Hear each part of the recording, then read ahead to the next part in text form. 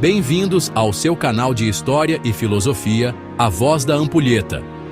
Se você gostou desse conteúdo, se inscreva no canal, curta, compartilhe e comente suas dúvidas ou sugestões. Obrigado. Estamos no ano 330 depois de Cristo. Constantino, imperador romano, funda uma nova capital, Constantinopla, não às margens do Tibre, mas às margens do Bósforo, onde Europa e Ásia se encontram. Constantinopla ergue-se como uma nova Roma, mas uma Roma diferente. É uma fusão do Oriente e do Ocidente. Aqui, a lei e a ordem romanas encontram a atração na mística espiritualidade do Oriente. É neste solo fértil que a arte bizantina florescerá, uma fusão entre a tradição clássica e a fé cristã. As colunas monumentais, os antigos costumes romanos, a grandeza dos seus arcos e a solidez das suas estátuas permanecem. Mas algo profundo muda. Uma nova espiritualidade começa a infiltrar-se na arte. A arte transforma-se numa janela para o divino, uma ponte entre a terra e o céu.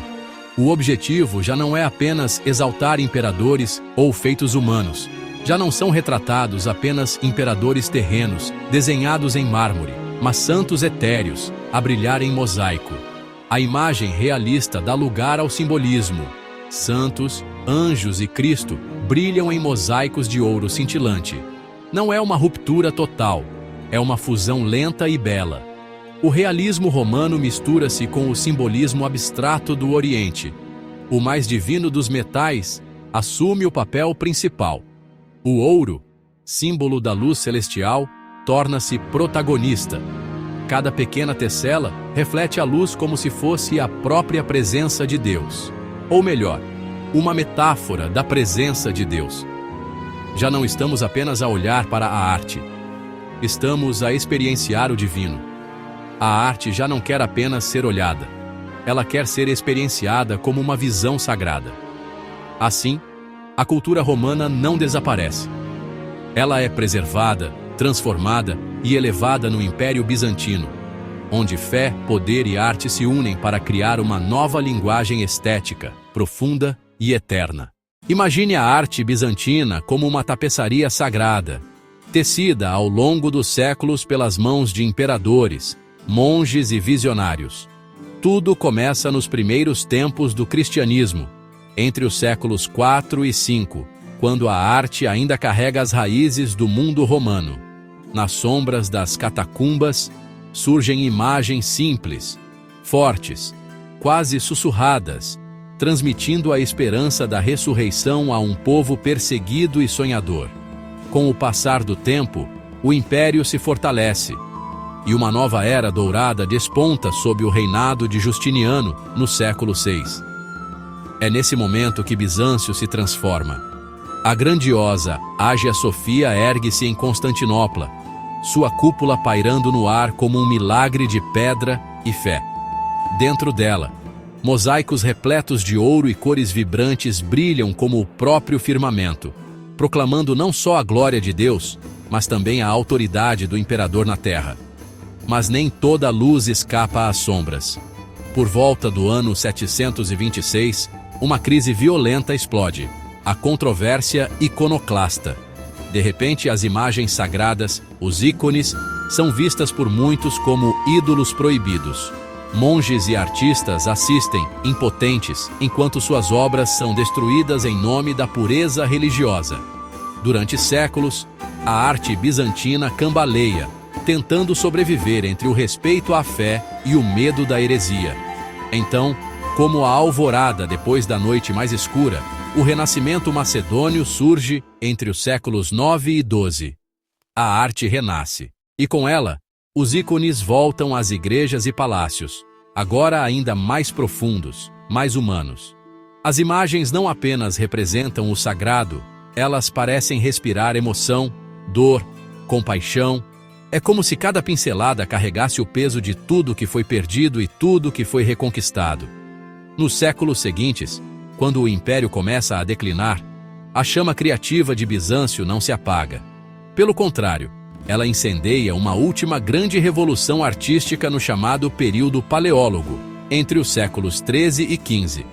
Mesmo com a ameaça constante de invasores, os artistas bizantinos inovam, experimentam, reinventam suas tradições. E ainda que o império acabe tombando diante dos otomanos, essa última explosão de criatividade sela para sempre o legado de Bizâncio. Assim, de imagens escondidas nas catacumbas a cúpulas douradas que tentaram tocar o céu, de ícones despedaçados a renascimentos triunfantes, a história da arte bizantina nos revela algo mais do que beleza. Ela é a própria luta pela sobrevivência do espírito humano. Até agora, vimos que a história do Império Bizantino começa em 330 d.C., quando o imperador Constantino funda Constantinopla, a Nova Roma. A arte deste início ainda carrega o peso do passado romano. Mosaicos discretos, arquitetura monumental, afrescos e baixos relevos que lembram a Roma pagã. Mas algo novo emerge. O mundo espiritual começa a tomar forma visual. As imagens cristãs surgem nas catacumbas e nas primeiras basílicas, ainda simples e simbólicas, preparando o terreno para a grande transformação que viria. Sob Justiniano I, o Império Bizantino alcança seu auge. É uma era de poder imperial e esplendor religioso.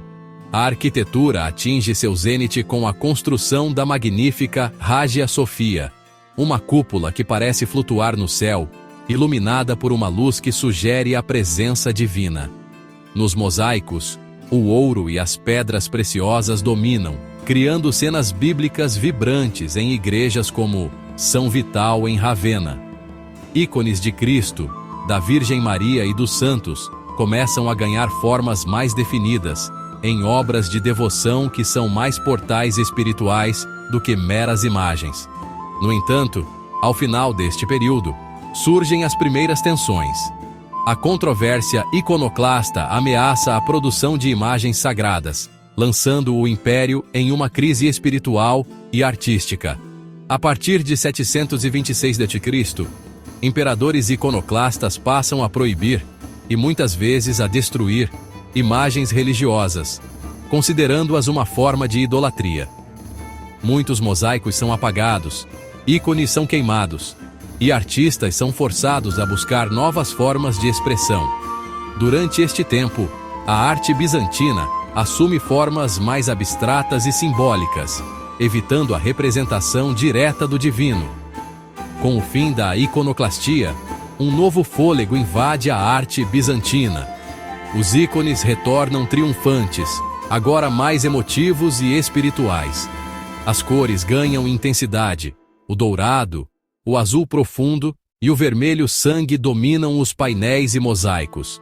A arquitetura se torna ainda mais refinada, com igrejas mais complexas e elaboradas.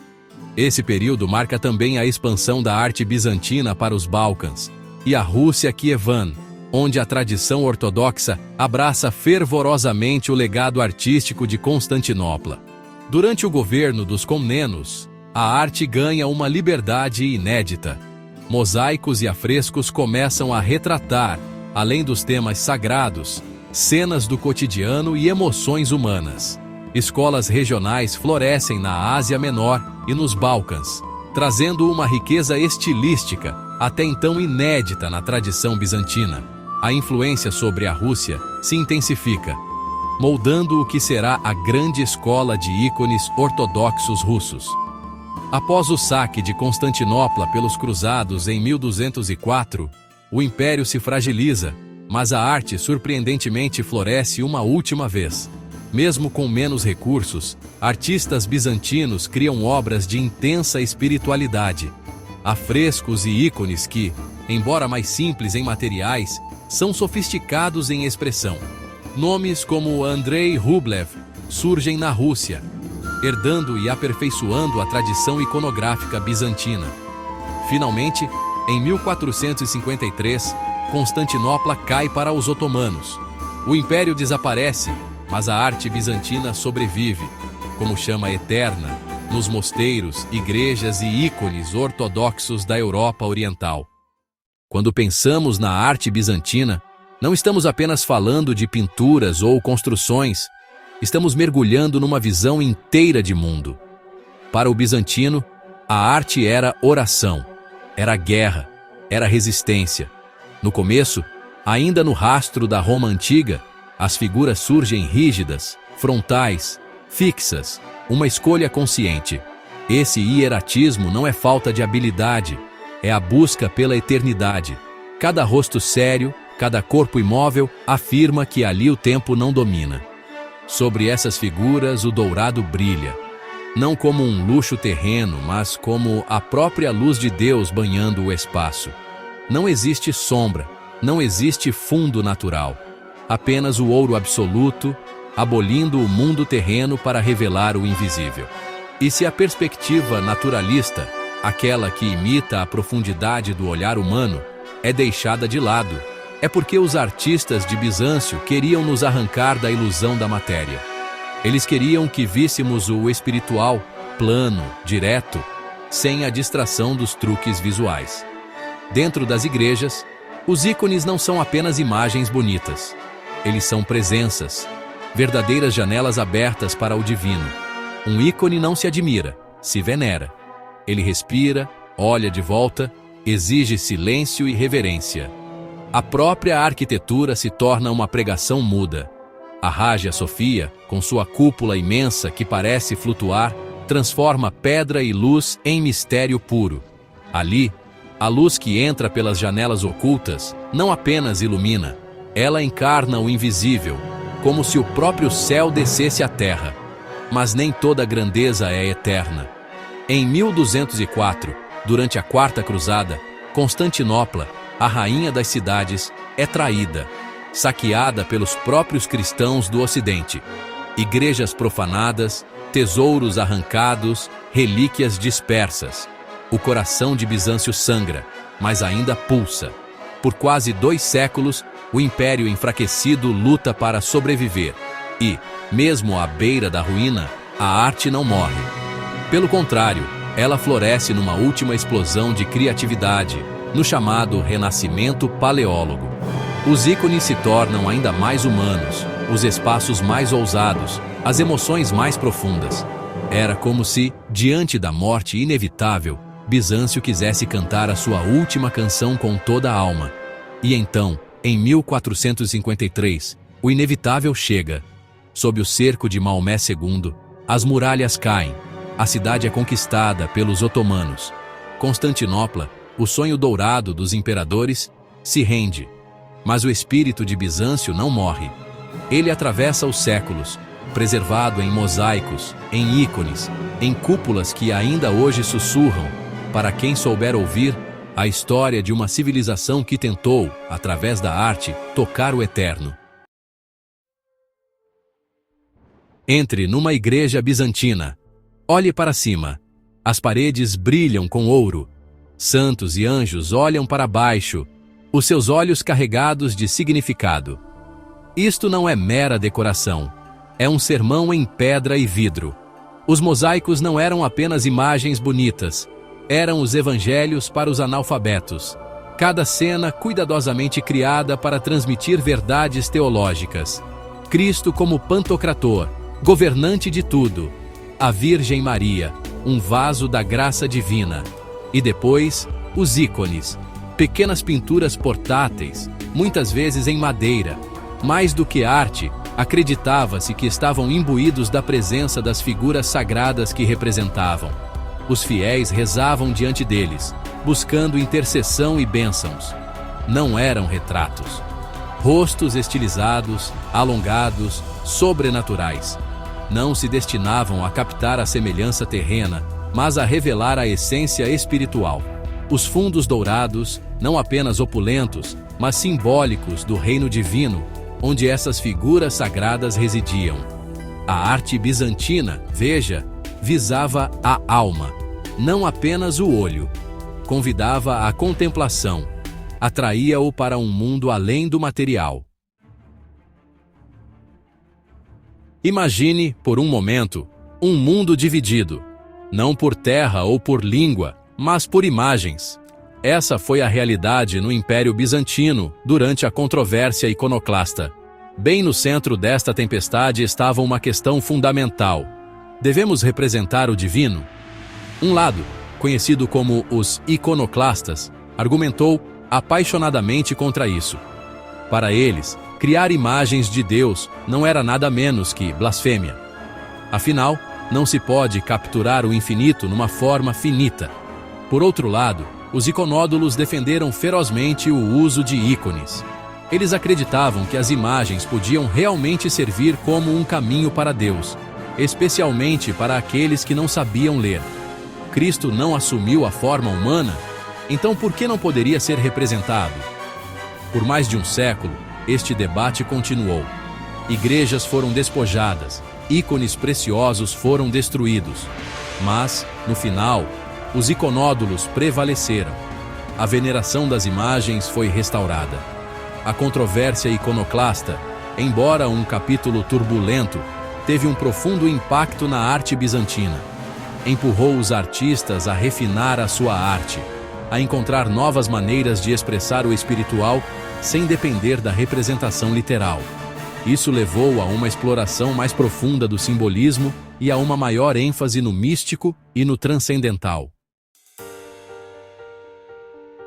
O Império Bizantino pode ter caído em 1453, mas o seu legado artístico perdurou. Como ondas a espalhar-se por um lago, a influência bizantina alcançou lugares distantes, deixando a sua marca em terras longínquas. Se viajar para leste, para a Rússia, verá as cúpulas em forma de cebola da Catedral de São Basílio em Moscovo, e poderá ouvir os ecos de Bizâncio nos cânticos solenes da liturgia ortodoxa. Os russos abraçaram a arte e a fé bizantinas, tornando-as verdadeiramente suas. Agora, aventure-se nos Balcãs. Explore os antigos mosteiros do Monte Athos na Grécia, que ainda estão adornados com mosaicos brilhantes.